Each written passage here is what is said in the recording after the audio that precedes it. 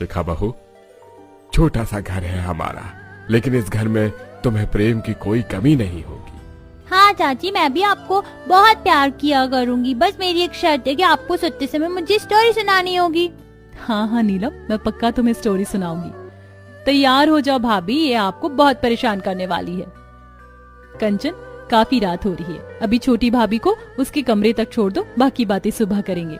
हाँ बेटा, किरण सही कहती है। वैसे ही तो शादी में इतनी थकान हो जाती, बहुत थक गई होगी। माँ बहू के आते ही बेटे को भूल गई। अरे मेरे बारे में भी तो बात कर लो। हाँ हाँ, तू भी थक गया होगा और कल तुझे फैक्ट्री भी तो जाना है। चलो जाओ, जाकर सो जाओ। अगले दिन सुबह सुबह उनकी पड़ोसन भावना और नेहा नई दुल्हन से मिलने आती है। शोभा उन्हें बिठाती है और शिखा उनके लिए चाय लेकर आती है। तब नेहा कहती है, शिखा भाभी, आपकी नई नई शादी हुई, आपको तो महंगे कपड़े, हैवी ज्वेलरी पहनकर रहना चाहिए। आपने इतनी सिंपल साड़ी क्यों पहनी है? मुझे सिंपल कपड़े ही पहनना पसंद है। मेरी मम्मी तो रोज रोज हैवी कपड़े पहनती है।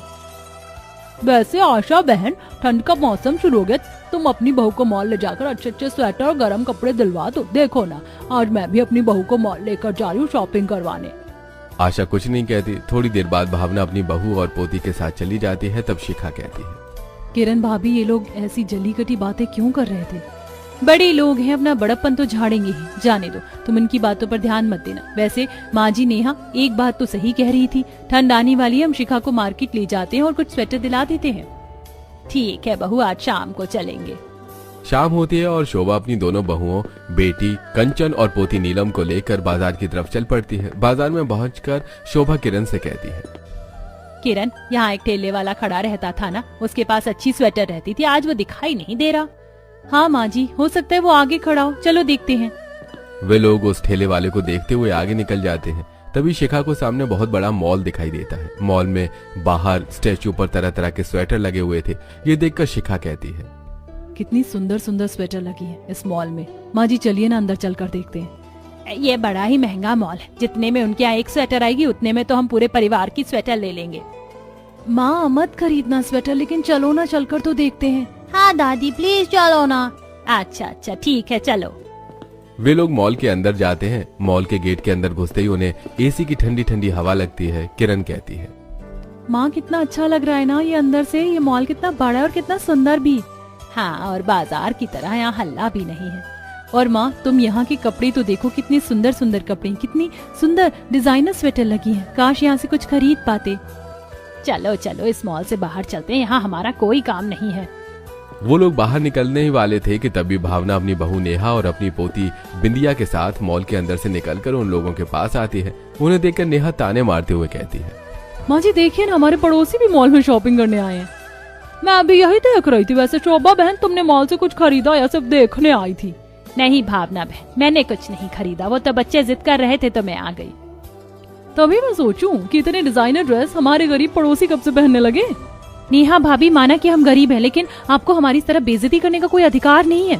नहीं नहीं कंचन, तुम गलत समझ रही हो, मैं तुम्हारी बेइज्जती नहीं करी, मैं तो तुम्हें बता रही हूँ। वैसे छोड़ो ये बातें, ये देखो मैंने इस मॉल से कितनी डिजाइनर स्वेटर खरीदी है। ये माँ के लिए, ये मेरे हस्बैंड के लिए, बिंदिया के लिए, और ये एक हमारी काम वाली के लिए। वैसे कंचन तुम कहो तो मैं तुम्हारी भाभी के लिए भी एक स्वेटर दिलवा सकती हूँ। नेहा की बात सुनकर शिखा को भी गुस्सा आ जाता है और वो कहती है, कोई जरूरत नहीं है, हमें मॉल के कपड़े पहनने का कोई शौक नहीं है। माँ जी चलिए यहाँ से। शिखा सभी को लेकर वहाँ से बाहर निकल जाती है। तभी उन्हें ठेले वाला नजर आता है। शिखा कहती है, माँ जी वो रहा ठेले वाला, चलिए हम वहाँ से स्वेटर खरीद लेते हैं। सभी लोग ठेले वाले के पास जाते हैं। शिखा देखती है कि ठेले वाले के पास काफी लोकल वैरायटी के स्वेटर है। तभी शोभा कहती है, भैया ये स्वेटर कितने रुपए का दिए? माँ जी कोई भी ले लीजिए, 300 रुपए का है। भैया 300 तो बहुत ज्यादा, ठीक ठीक दाम लगाओ। ऐसा करो कि 200 रुपए में दे दो। ठेले वाला मान जाता है और तब शोभा अपनी दोनों बहुओं, अपनी बेटी, अपनी पोती के लिए और अपने लिए भी एक एक स्वेटर ले लेती है। फिर सभी लोग घर आ जाते हैं। उन्हें घर लौटे शाम हो गई थी और ठंड थोड़ी बढ़ गई थी। शोभा कहती है, बहुत ठंड लगने लगी, मेरा स्वेटर मुझे दे दो, मैं पहन लेती हूँ, और तुम लोग भी अपने अपने स्वेटर पहन लो। सभी लोग अपने अपने स्वेटर पहन लेते हैं। तब तक रमन राजेश और उमेश के साथ घर आ जाता है। शोभा सभी को उनके स्वेटर देते हुए कहती है, लो जी, मैं आप सबके लिए आज बाजार से स्वेटर ले आई हूँ, ठंड बढ़ रही है, कल से आप लोग स्वेटर पहन कर ही जाना। रमन और उसके दोनों बेटे स्वेटर पहन लेते हैं। तब रमन कहता है, अच्छा किया जो तुम लोगों के लिए स्वेटर ले आई, आजकल तो घर वापसी में बड़ी ठंड लगती है। सभी लोग स्वेटर पहनकर बहुत खुश थे। तभी शोभा देखती है कि नीलम बिल्कुल भी खुश नहीं है। ये देखकर शोभा कहती है, नीलम बेटा क्या हुआ, तुम इतनी उदास क्यों हो? तुम्हारी स्वेटर तुम्हें पसंद नहीं आई क्या? दादी मॉल में वो रेड कलर की स्वेटर कितनी सुंदर थी ना, मुझे वही स्वेटर चाहिए थी। ये स्वेटर तो बिल्कुल भी अच्छी नहीं है। आपने देखा ना कि बिंदिया कितनी सुंदर सुंदर स्वेटर पहनती है। लेकिन मेरी बिटिया रानी, तुम तो इस स्वेटर में भी बिल्कुल परी की तरह लग रही हो। इसी तरह उमेश अपनी बेटी का दिल बहलाता है। ऐसे कुछ दिन और बीत जाते हैं। एक दिन रमन शोभा से कहता है, शोभा, हमारे पड़ोसी मुन्ना लाल के घर आज उनकी बेटी की शादी है। हम सभी को आज वहाँ चलना है। और हाँ, बाहर ठंड बहुत है, इसलिए सभी लोग अपनी अपनी स्वेटर पहनकर चलना। उनकी बातें सुनकर शिखा अपने मन में सोचती है, ठेले से खरीदी हुई लोकल स्वेटर को पहनकर भला शादी में कैसे जाए? कहीं हमारे पड़ोसी मिल गए तो हमारी बेइज्जती करने से बाज नहीं आएंगे। फिर शाम को सभी लोग तैयार हो जाते हैं और शादी में जाने के लिए निकल पड़ते हैं।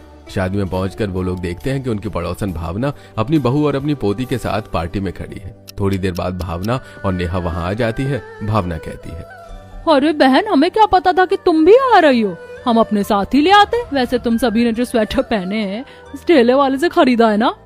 हाँ बहन, उसी से खरीदा है। वैसे आंटी, ठेले वाला काफी सस्ते में स्वेटर दे देता है ना, पर उसके स्वेटर बड़े खराब क्वालिटी के और पुराने होते हैं। काश आप लोग भी मॉल से स्वेटर खरीद पाते तो हमारी तरह स्टैंडर्ड लगते। नेहा, तुम्हें कितना घमंड है ना अपने कपड़ों का। क्यों ना हो शिखा, हर कोई स्टैंडर्ड और ब्रांडेड कपड़े नहीं पहन सकता। नेहा, एक दिन मैं भी अपने परिवार को स्टैंडर्ड और ब्रांडेड मॉल के ही कपड़े पहनाऊंगी, लेकिन उस दिन मेरे चेहरे पर तुम्हारी तरह घमंड नहीं होगा, बल्कि हम सभी के चेहरे पर सादगी होगी। अच्छा, वो पहले वो दिन आने तो दो, फिर सोचेंगे। ऐसा कहकर वो लोग वहां से चले जाते हैं। तब कंचन कहती है, अच्छा किया भाभी जो आपने नेहा भाभी को ऐसे जवाब दिया। वो हमेशा ही हमें नीचा दिखाने पर लगी रहती हैं। फिर वो लोग साथ मिलकर खाना खाते हैं और अपने घर लौट आते हैं। ऐसे समय बीत रहा था। एक दिन शोभा किरण से कहती है, किरण बहू, आज खाने में क्या बना रही है? माँ जी, आज तो कोई भी सब्जी नहीं है घर में, चलिए ना हम बाजार जाकर सब्जियाँ ले आते हैं। ठीक है बहू, शिखा बहू को भी रख ले साथ में। अब शोभा, किरण और शिखा तीनों सब्जी लेने के लिए बाजार में पहुंचते हैं। बाजार में पहुंचते ही शोभा कहती है, बहू इधर तो सब्जियां बहुत महंगी है, हम आगे चलते हैं, वहाँ पर सस्ती सब्जियां मिलेंगी। शोभा सब्जियां खरीदते हुए थोड़ा अंदर चली जाती है। ये लोग सब्जियां खरीद ही रहे थे कि तभी हल्की हल्की बारिश शुरू हो जाती है। किरण कहती है, इस बारिश को भी अभी शुरू होना था, चलिए थोड़ा तेजी से चलते हैं। वो लोग थोड़ा तेजी से चलने लगते हैं, लेकिन थोड़ी देर बाद बारिश और तेज हो जाती है।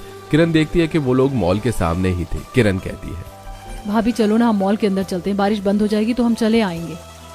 हाँ हाँ ठीक है किरण, यही सही रहेगा। फिर वो लोग मॉल का गेट खोलकर अंदर चले जाते हैं। तभी शिखा कहती है, माँ जी, भाभी, हम इस मॉल के अंदर आ ही गए हैं तो चलो मॉल घूम लेते हैं। शिखा, हमारे पास कुछ खरीदने के लिए पैसे नहीं है। हाँ तो कोई बात नहीं, हम कुछ नहीं खरीदेंगे लेकिन घूम तो सकते हैं ना। फिर शोभा और किरण भी शिखा के साथ साथ मॉल में घूमने लगती हैं। तभी मॉल की एक वर्कर उनके पास आती है और कहती है, हेलो मैम, बताइए क्या खरीदारी करना है आपको? नहीं बहन जी, हमें कोई खरीदारी नहीं करना, वो तो बाहर बारिश हो रही थी तो हम अंदर आ गए। वो वर्कर गुस्सा हो जाती है और कहती है, बारिश की वजह से अंदर आ गए? आप लोगों को ये कोई धर्मशाला लगती है जो आप लोग बारिश को देखकर अंदर आ गए? अरे आप जैसे गरीब लोग अगर कुछ खरीद नहीं सकते तो मॉल में घुसने की जरूरत क्या है? गरीब कहीं के चले आते मुंह उठाकर मॉल घूमने के लिए। तमीज से बात कीजिए। हम यहाँ से कुछ खरीद नहीं रहे, इसका मतलब ये तो नहीं है कि आप हमारी बेइज्जती करें। अगर आपको अपनी इज्जत की इतनी परवाह है तो मॉल के अंदर आना ही क्यों था? और भीग गए थे तो वहीं खड़े रहते। घूम घूम कर ब्रांडेड कपड़े देखने की जरूरत क्या है? आपको पता होना चाहिए कि आप जैसे गरीबों के हिस्से में ब्रांडेड कपड़े नहीं आते। अब चलिए निकल जाइए यहाँ से। ठीक है, हम जा रहे हैं, लेकिन एक दिन मैं इसी मॉल में आकर अपने परिवार वालों के लिए ब्रांडेड कपड़ों की शॉपिंग करूंगी और आप ही मुझे कपड़े दिखाएंगी, तब आपको एटीट्यूड मैं दिखाऊंगी। माँ जी, भाभी, चलिए यहाँ से। शिखा अपनी भाभी और अपनी सास को लेकर घर आ जाती है। शिखा बहुत गुस्से में थी। उसे इस तरह गुस्से में देखकर राजेश कहता है, क्या हुआ शिखा, तुम बहुत गुस्से में लग रही हो, किसी से झगड़ा करके आ रही हो क्या? तब किरण राजेश को सारी बातें बताती है। ये सुनकर राजेश कहता है, अच्छा ही क्या तुमने जो उसे सुना कर आई। ऐसे समय बीत रहा था। एक दिन की बात है, किरण जब सुबह सोकर उठी तो उसे बहुत तेज बुखार था। वो किचन में आकर काम करने लगी, लेकिन तभी उसे अचानक चक्कर आ गया। शिखा को उसे छूने पर पता चला कि उसे बहुत तेज बुखार है। तब शिखा बोली, ये क्या भाभी, आपको तो बहुत तेज बुखार है। अरे नहीं, बस ऐसे ही है शिखा, हल्का फुल्का बुखार है, उतर जाएगा। नहीं भाभी, हल्का फुल्का बुखार नहीं है, बहुत तेज बुखार है। काम छोड़िए, वो मैं कर लूंगी, आप कमरे में जाइए। किरण शिखा को कमरे में लाकर लेटा देती है और सभी को जाकर उसके बुखार के बारे में बताती है। सभी लोग किरण के पास आते हैं तो उसे बुखार में देखकर शोभा कहती है, उमेश बेटा, किरण को तो सचमुच बहुत तेज बुखार है, ऐसा करते हैं कि तू इसके लिए दवाइयाँ ले आ। ठीक है। अब उमेश मेडिकल स्टोर पर जाता है और बुखार की कुछ दवाइयां लाकर किरण को खिला देता है। तभी शिखा गरम गरम खिचड़ी बनाकर ले आती है और किरण से कहती है, भाभी ये लीजिए, गरम गरम खिचड़ी खा लीजिए, आपको अच्छा लगेगा। 3 दिन बीत जाते हैं लेकिन किरण का बुखार नहीं उतरता। तब शोभा कहती है, उमेश बेटा, किरण का बुखार तो उतरने का नाम ही नहीं ले रहा है, ऐसा कर कि तू इसे किसी अच्छे डॉक्टर को दिखा दे। माँ, मैं भी यही सोच रहा था, लेकिन मेरे पास इतने पैसे नहीं है कि मैं किरण को किसी अच्छे डॉक्टर को दिखा पाऊँ। उमेश, थोड़े पैसे मुझसे भी ले लो और किरण को डॉक्टर को दिखा दो। अब जैसे तैसे उमेश पैसे इकट्ठा करके किरण को डॉक्टर को दिखाकर लेके आता है। किरण ठीक हो जाती है लेकिन शिखा को यह सब कुछ देखकर अच्छा नहीं लगता। शिखा अपनी सास से कहती है, सासू माँ, मैंने अपनी माँ से सिलाई सीखी थी। वैसे तो मुझे फैशन डिजाइनिंग करने का बहुत शौक था, लेकिन गरीबी की वजह से मैं फैशन डिजाइनिंग नहीं कर पाई। पर मैं कपड़े बहुत अच्छे सिलती हूँ। मैंने सोच लिया कि अब मैं सिलाई करूंगी। कम से कम थोड़े बहुत पैसे आएंगे तो मैं घर के खर्च में मदद कर पाऊंगी। बहू, ये तो तूने बड़ा ही अच्छा सोचा। तू ऐसा कर कि आज ही राजेश के साथ बाजार चली जा और किस्तों पर एक सिलाई मशीन उठा ले। हम थोड़ा थोड़ा करके उसकी किस्त चुका देंगे। अब शिखा राजेश के साथ बाजार जाती है और सिलाई मशीन की दुकान से एक अच्छी सिलाई मशीन किस्तों पर उठाकर ले आती है और वो अपने घर के बाहर सिलाई केंद्र का बोर्ड लगा देती है। 2 दिनों बाद पड़ोस की एक औरत शीला किरण के पास आती है और कहती है, शिखा भाभी, आप सिलाई करती हो क्या? हाँ हाँ शीला दीदी, बताइए क्या सिलना है। शिखा भाभी, ठंड आ गई ना, इसलिए मुझे वुलन सूट सिलवाना था, लेकिन जल्दी ही सिल कर दे देना क्योंकि मुझे पहनना है। दीदी मैं आपको कल ही दे दूंगी।